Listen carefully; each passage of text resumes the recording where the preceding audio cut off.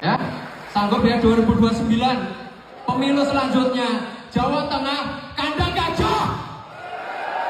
Untuk Jawa Tengah tadi udah jelas semua target kita menang untuk di 2029 nanti.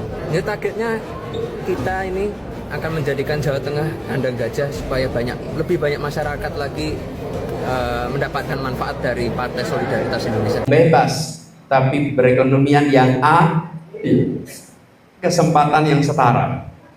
Dan itu artinya apa? Kesempatan mendapatkan permodalan yang setara, kesempatan mendapatkan pasar yang sekarang ini bos sekalian seringkali unik. Kalau usahanya mikro dan kecil, cari investasi, cari pinjaman dari perbankan sulit sekali.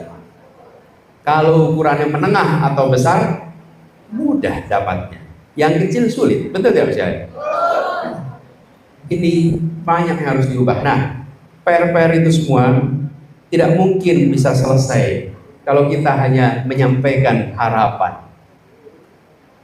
Nah, mungkin bisa selesai PR-PR besar itu. PR-PR besar itu hanya bisa selesai kalau kita berjuang bersama untuk melakukan perubahan. Urun angan tak mengubah situasi. Tambahkan huruf T di depannya. Turun tangan bisa mengubah situasi. Betul tidak? Kalau kita hanya urun angan saja, di angan-angan saja yang keluar. Tambahkan T itu. Jadi turun. Dari ibu bapak memilih turun tangan lewat gerakan rakyat hari ini. Kita turun tangan langsung deh. Kita mau mengerjakan perubahan. Jadi saya ingin sampaikan terima kasih. Terima kasih kepada semua yang memilih berjuang. Yang disampaikan oleh Ketua DPP Bung Syahrin Hamid tadi, laksanakan. Panca, yang keras, Pancakarya. Ini yang harus teman-teman semua, Bapak Ibu sekalian, laksanakan. Dengan melaksanakan itu, maka jangkauan lebih luas. Dan saya titip pada semuanya, Ibu sekalian. Kemana-mana, seperti pesan yang disampaikan Pak Edi tadi, bahwa santun, bawa stabilitas jiwa, bawa stabilitas mental. Ini bos sekalian dilebarin dikit, namanya senyum. Jadi gerakan rakyat tuh asosiasinya menyenangkan. Jangan gerakan rakyat, ini gerakan keras-keras, jago debat semua. Nggak bisa kalah kalau debat. Jangan Bapak Ibu. Bapak Ibu harus menjadi orang yang menyenangkan. Di kampung, di lingkungan. Wah, kalau ada gerakan rakyat datang asik jadinya. Jangan kalau ada orang gerakan rakyat datang pulang. Amat bener, nanti pusing nanti kita. Nah, itu masalah itu nanti. Ya Bapak sekalian, harus menjadi pribadi yang supaya apa? Mengajak semua. Ini adalah gerakan perubahan yang dikerjakan. Betul tidak Bapak sekalian? Menangkan hati, bukan menangkan debat. Menangkan hati, bukan kalahkan lawan bicara. Betul. Ini yang harus kita dorong sama-sama. Kalau Bapak Ibu di forum debat, menangkan debat itu. Namanya juga forum debat. Tapi kalau sehari-hari, menangkan hati. Inilah kesempatan.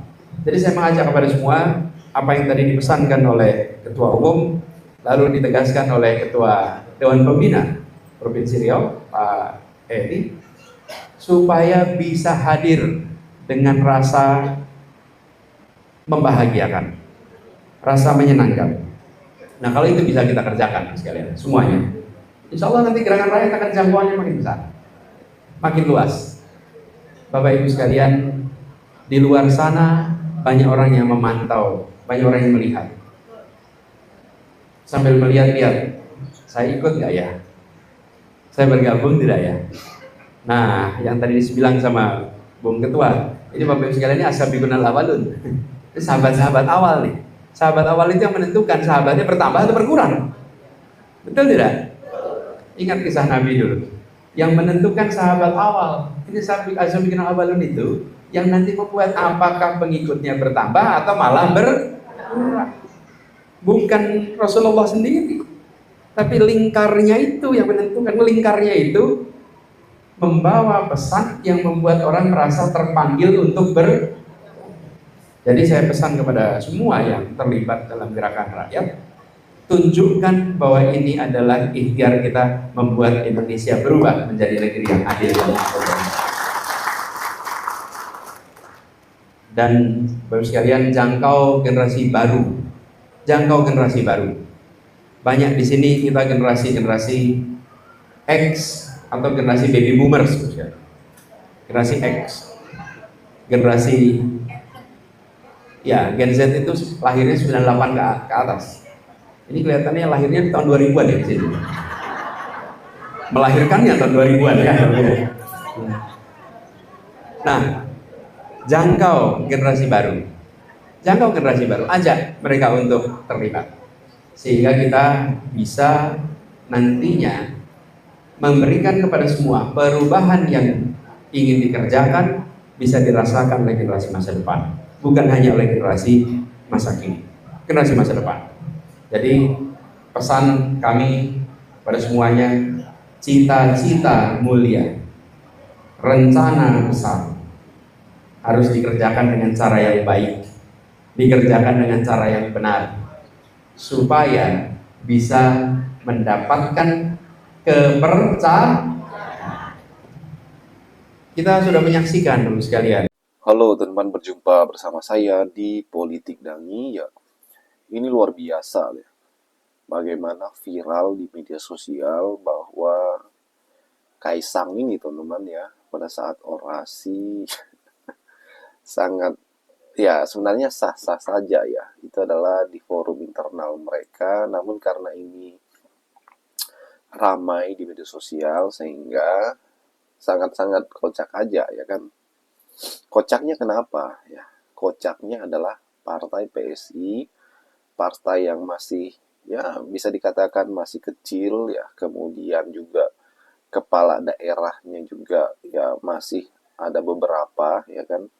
Kemudian ingin mengalahkan PDI ya di Jawa Tengah ya. Nah, cara mereka ingin mengalahkan PDI adalah dengan kata Kaisang nih akan menjadikan Jateng atau Jawa Tengah kandangnya PSI teman-teman. Ini sangat kocak banget sih ya. Kenapa? Karena kalau kita melihat bahwa PSI itu teman-teman ya memang Pak Jokowi, mereka kayaknya mengandalkan Pak Jokowi ya. Karena Pak Jokowi ya berasal dari Jawa Tengah sehingga secara otomatis ya warga Jawa Tengah akan mendukung PSI. Ya enggak juga ya kan, ini adalah demokrasi. Sedangkan di Jateng ya sudah lama sekali menjadi kandangnya Banteng teman-teman. Ya mungkin pada Pilpres kemarin dan Pilgub di Jawa Tengah ya Ganjar kalah, kemudian Andika Perkasa kalah ya di Pilgubnya ya. Namun di Bupati Wali Kotanya itu mayoritas paling terbanyak itu dari PDIP ya, dan PDI menang di sana teman-teman, sehingga Jateng itu adalah kandangnya Banteng ya. Jadi hal itu juga sudah dikonfirmasi oleh Deddy Sitorus dan kawan-kawan yang ada di DPP ya. Dan ini menarik. Kenapa?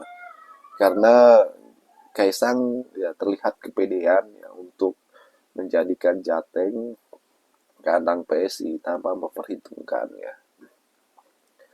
Dan kalau kita melihat memang PSI saat ini teman-teman ya sedang berbenah habis-habisan ya, karena mereka membuat sebuah dan mempunyai target menang ya, minimal masuk di Senayan ya. Dan ini berat menurut saya. Kenapa? Pada saat Pak Jokowi menjabat aja ya PSI nggak masuk, apalagi Pak Jokowi sudah tidak menjabat ya kan. Bagaimana menurut kalian?